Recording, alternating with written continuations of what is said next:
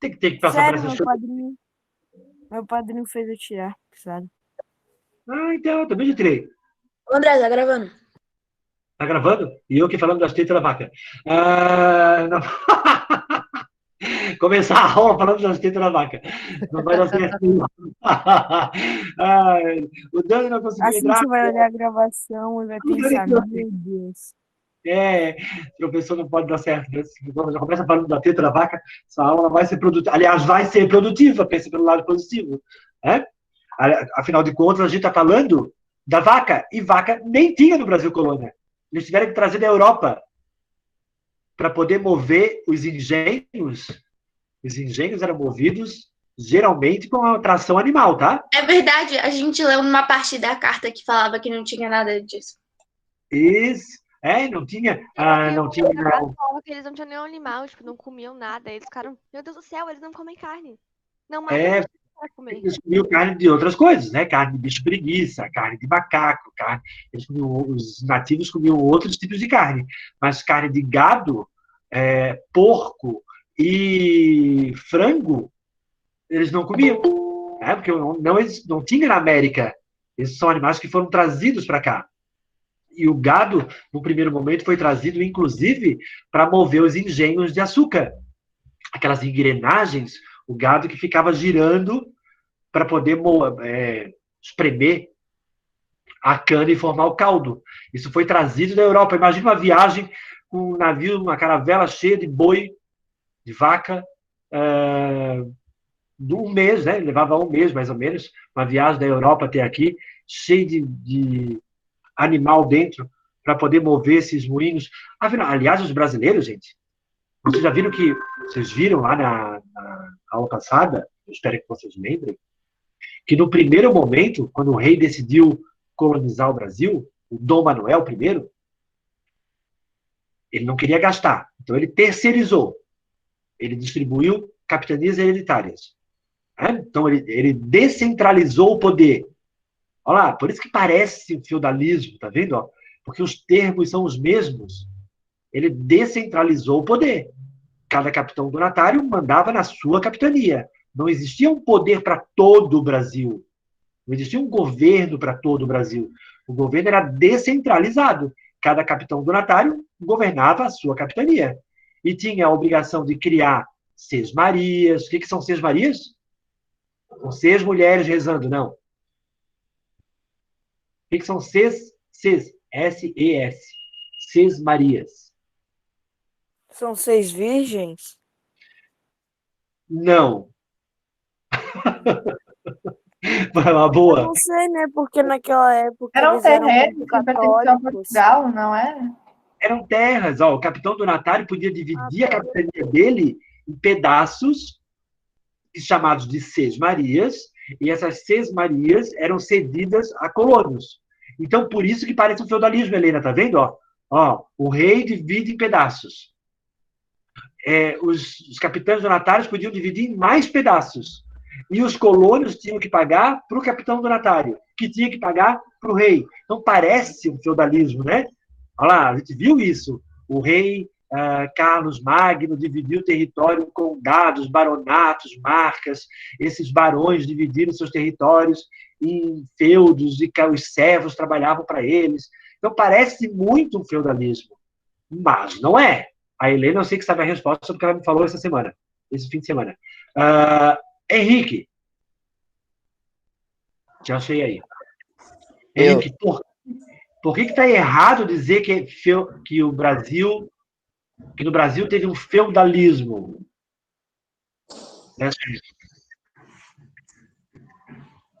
Eu acho que você falou em aula, mas eu não lembro agora. Desmemoriado. Não lembro. Pera, B. Daniel, procure a luz. Cadê o Daniel? Porque ele foi...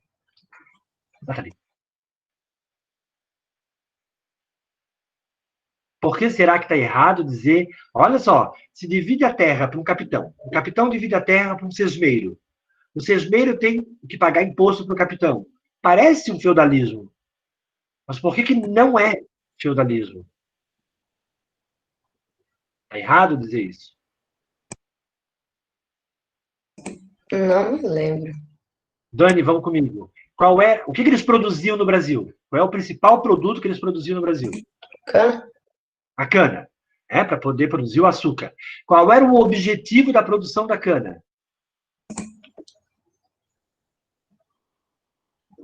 Eles produziam açúcar para fazer o que com ele? Vender? Vender. Se o objetivo é vender, é lucrar, então não é feudalismo. Porque no feudalismo não tinha lucro, era de subsistência. Lembram disso? Pagava os impostos e o que sobrava era para sobreviver durante um ano, até a próxima colheita. Então, no feudalismo não tinha lucro. Por isso que não é capitalismo. Ó. Capitalismo tem lucro. Feudalismo não tem lucro. Então, no caso do Brasil, ainda que tenha esse negócio de dividir a terra, etc., etc., não pode ser chamado de um feudalismo brasileiro, porque não tem como propósito a subsistência, e sim o lucro. O sesmeiro, o que recebe a terra do capitão donatário, que era um latifúndio, tá, gente? Era muita terra. Ele tinha como propósito produzir a cana para ganhar dinheiro com isso. E vocês tinham uma tarefa lá no planejamento, que era uma única questão que perguntava o que era e como funcionava o pacto colonial. Era isso? O que era e como funcionava o pacto colonial? Essa era a única pergunta da tarefa para hoje. Quem pode responder? Arthur Antunes. A cara. Eu não sei. Não fez? Não fez a tarefa? Não tem nem vergonha de dizer, né? Tem vergonha. Andrei.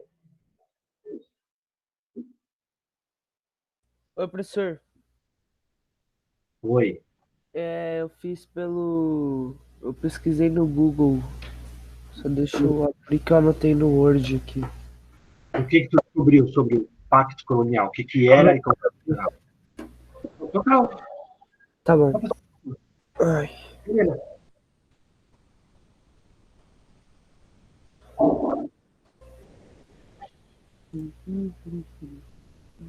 Que era e como funcionava o pacto colonial? Eu pesquisei no Google.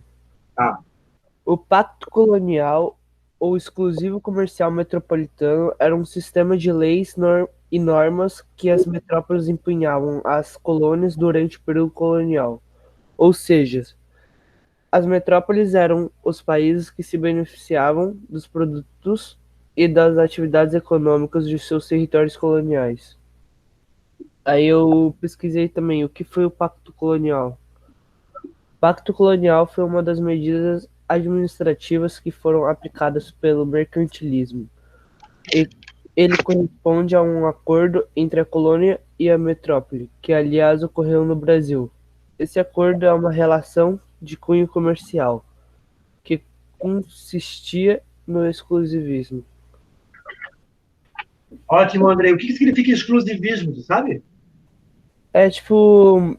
Exclusivismo é uma coisa, por exemplo, que só aquela pessoa tem, ou aquele grupo, sei lá, Tá certo? Boa. Uma coisa exclusiva que é só para uma pessoa, né? Ou para um país. Quem que é a metrópole? Metrópole era o povo? Ou a cidade, sei lá? É Portugal, não é? Metrópole é Portugal. Sim. Ó, lembra que eu falei na aula passada que o conceito de geografia e de história são diferentes. O conceito de geografia para metrópole é grandes cidades. São Paulo, Nova York, Londres, Paris, são metrópoles. Né? Em história, metrópole, de acordo com o que tu acabaste de ler na tua pesquisa, metrópole é a dona. Ela tem a exclusividade do quê? Calma aí, deixa eu ver.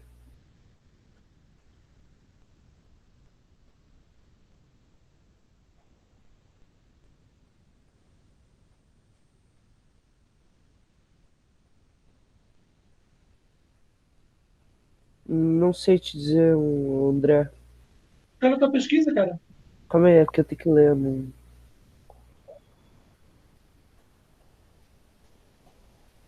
O acordo, sobre o acordo lá? Ó, é um acordo entre a metrópole e a colônia. A metrópole tem exclusividade do quê? A tua pesquisa fala. Calma aí.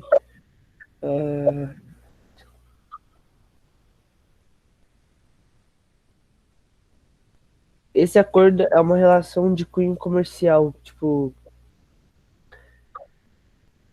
Certo, Andrei? tipo, eu não sei como explicar, tipo, Ó, Andrei, olha lá. Oi. O que tu está falando na tua resposta aí, na tua pesquisa, o que tu está falando é assim, quer ver? Ó? Que é um acordo que existia entre a colônia, o Brasil, e a metrópole, Portugal, de que todo o comércio tinha que passar por Portugal. O Brasil só pode fazer comércio com Portugal.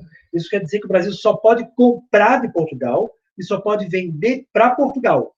Esse pacto colonial, gente, existia. Portugal tinha com Angola, com Moçambique, com Açores, com Guiné, com Timor-Leste, né? Com várias colônias que foram colônias de Portugal. E toda a América Espanhola tinha com a Espanha.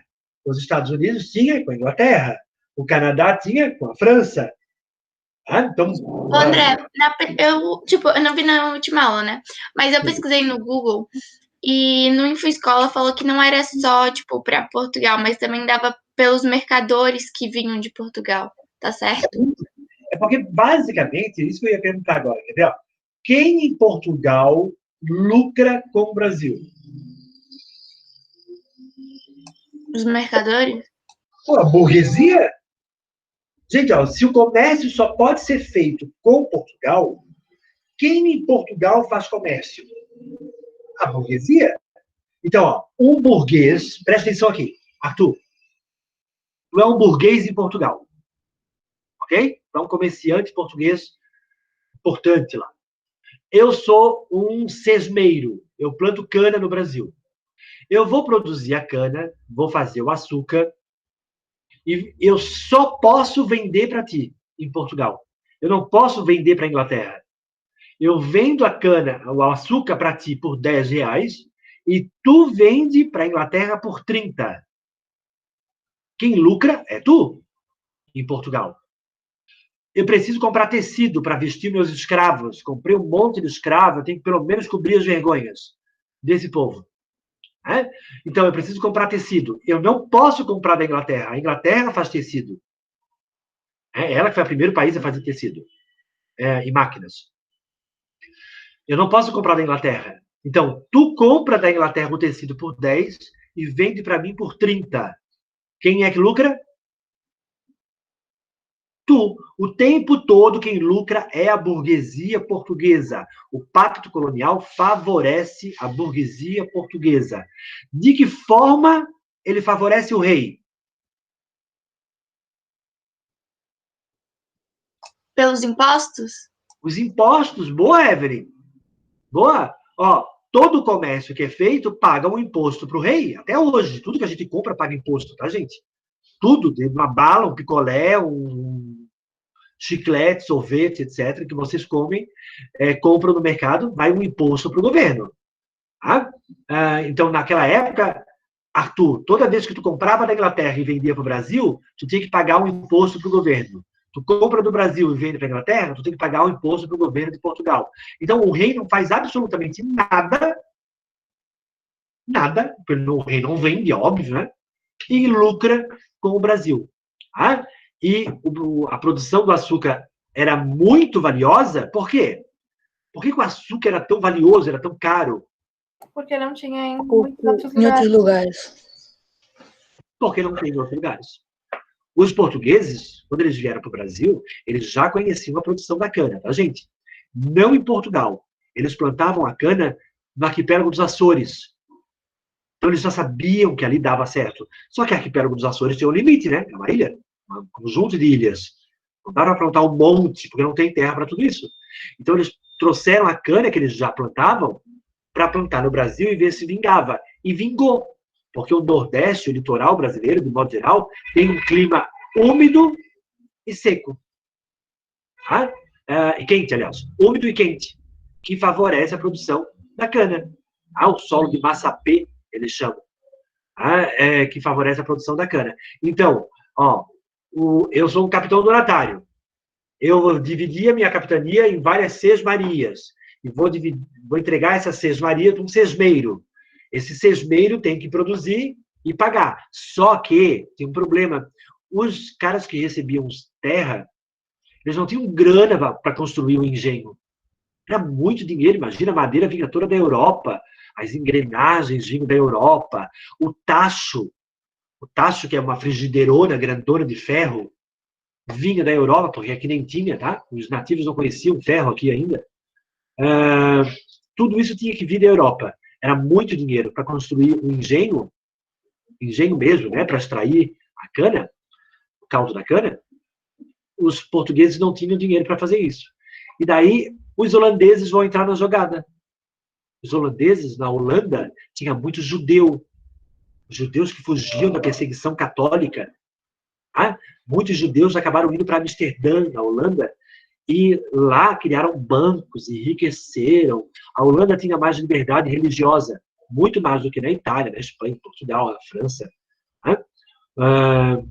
Então, os brasileiros pegavam empréstimo com os holandeses. Pegavam e pagavam depois, né, com a produção da cana. E, de certa forma, os holandeses também lucraram com a produção da cana no Brasil. Porque eles emprestavam dinheiro para construir os engenhos, inclusive ajudavam os brasileiros a refinar o açúcar, ensinaram a refinar o açúcar, como fazer para ele ficar bem branquinho. Os holandeses ajudavam a fazer isso e lucravam também com a produção da cana no Brasil. A gente vai ver um vídeo, vou ver se eu consigo apresentar. André, Oi. não é à toa que Portugal é tão rico, né? Porque eles ganham muito dinheiro sem fazer nada. Não é à toa que Portugal é tão rico, porque Portugal ganhou muito dinheiro com o Brasil. É tanto que o açúcar, Arthur, era chamado de ouro branco. Ouro branco de Portugal. De tão valioso que era. O açúcar era dado em casamento, né? Presente de casamento, para vocês terem ideia. Quando alguém casava, dá 1 quilo de açúcar, por exemplo. Tão valioso que era. Quando os judeus foram libertados dos campos de concentração durante a Segunda Guerra Mundial, quando os russos e os americanos libertaram os judeus que estavam no Holocausto lá, presos nos campos de concentração e extermínio nazista, os judeus botavam açúcar na boca dos soldados. Imagina, os judeus estavam morrendo de fome, passavam anos, mas a liberdade para eles era tão boa que eles pegavam açúcar e botavam na boca dos soldados, como se dissesse assim, agradecendo. Olha o valor que tem o açúcar. Né? Vamos ver se eu acho o vídeo. E hoje em dia tem um monte, né? Hoje em dia tem um monte. Né? Tem um arroz, gosto bastante. Oi? Tipo, eu imagino aquelas pessoas ganhando açúcar de presente de casamento. Tipo, eu imagino ela chorando assim, ai meu Deus, um quilo de açúcar. Não, imagina como eles guardavam, né? O cuidado que eles deviam ter. Acho que alguns só casavam para receber açúcar. Também não era para tanto, né? Era o açúcar e o sal, tanto que recebiam um salário. O salário vem de sal, porque recebia Hoje em em sal. dia o arroz está mais caro que o açúcar. Com certeza. Está mais caro que qualquer coisa. Arroz está bem carinho. Ainda bem que tu não come arroz. É só dar de presente? Dar de presente arroz? Vamos ver se vai aparecer. A hora que aparecer, vocês me avisam? Sim. Mas ainda não apareceu. Toda uma mágica agora para esse negócio aparecer. Toda uma função.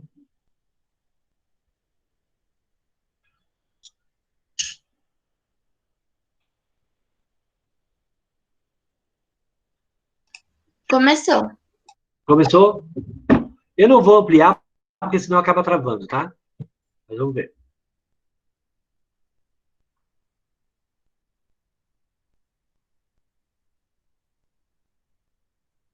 O Brasil. Algumas décadas se passaram antes que seus governantes se interessassem por estas terras, pois julgavam o comércio com o Oriente mais lucrativo.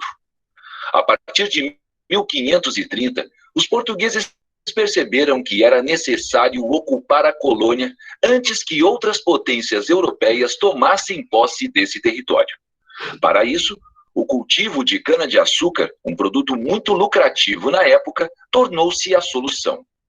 A produção de açúcar na colônia permitiu a ocupação do território e a possibilidade de atrair investidores e render lucro para a coroa portuguesa. Muitas cidades litorâneas da região nordeste do Brasil se desenvolveram com o investimento nos engenhos de açúcar. A região mais próxima do litoral tinha um solo fértil e uma vasta rede hidrográfica que facilitava a comunicação e o transporte de mercadorias. A cana era transportada para o engenho em carros de boi ou em barcos. Os rios eram fundamentais para toda a produção açucareira, uma vez que neles era realizado o transporte da cana. Além disso, os rios moviam os moinhos dos grandes engenhos. Inicialmente, atribuiu-se o nome engenho para as instalações nas quais a cana era processada e transformada em açúcar. Depois, esse termo passou a designar o conjunto da propriedade açucareira, incluindo a própria plantação de cana. As atividades nos engenhos eram coordenadas por trabalhadores livres, que fiscalizavam o trabalho dos escravizados. A primeira etapa de produção do açúcar era a moagem, feita logo depois de a cana ser limpa e preparada.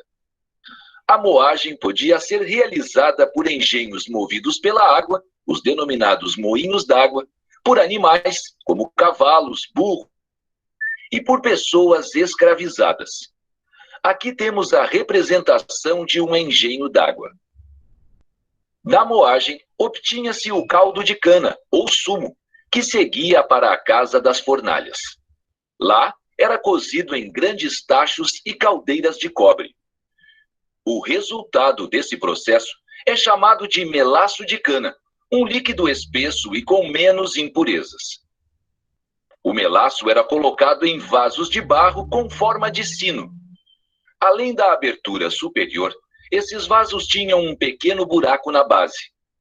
Na casa de purgar, esses vasos eram encaixados em mesas para que o melaço escorresse aos poucos, e assim, apenas os cristais de açúcar ficassem no recipiente. Esse processo era chamado de purga, que significa purificação. Depois de escorrido o melaço, o açúcar dos vasos passava pelo processo de secagem e geralmente era colocado ao sol. Quando estava seco, o açúcar era desenformado, dando origem aos famosos pães de açúcar. Na abertura do recipiente ficava o açúcar branco, mais valorizado.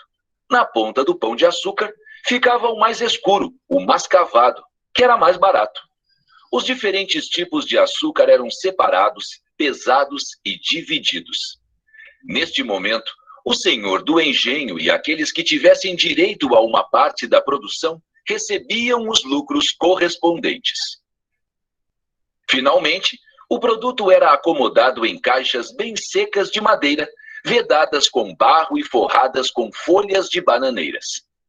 Identificada com o nome do proprietário, o tipo de açúcar e seu peso, a mercadoria era enviada para a metrópole. O trabalho nos engenhos de açúcar e na lavoura era muito pesado, e a maioria da mão de obra utilizada era de pessoas escravizadas, negros africanos ou nascidos na colônia. Os negros escravizados resistiram às violências da escravidão. Ao longo dos séculos, a fuga e a formação de comunidades livres, onde pudessem vivenciar e preservar suas culturas, eram duas das principais formas de resistência. Essas comunidades, chamadas de quilombos, foram se formando em regiões de difícil acesso.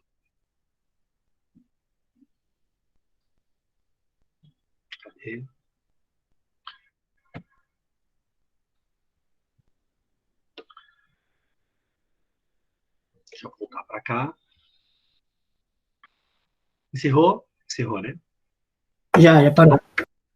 O vídeo mostra um pouquinho para vocês como era a produção do açúcar, né? Enquanto ele era A vida valorizado. nos engenhos de açúcar. O engenho de açúcar colonial foi a primeira atividade. Falou? Ali mostra um pouquinho de como era a produção do açúcar lá no período colonial, né? A gente vai voltar a falar sobre isso nas próximas aulas. Na aula de hoje. Era bastante, né? Bastante açúcar. Imagina que lucrava bastante. O ouro branco. Alimentava o mercado europeu, por exemplo. Não só o mercado europeu, tá, gente? Acabava sendo usado por Portugal para trocar por outras coisas em outros lugares.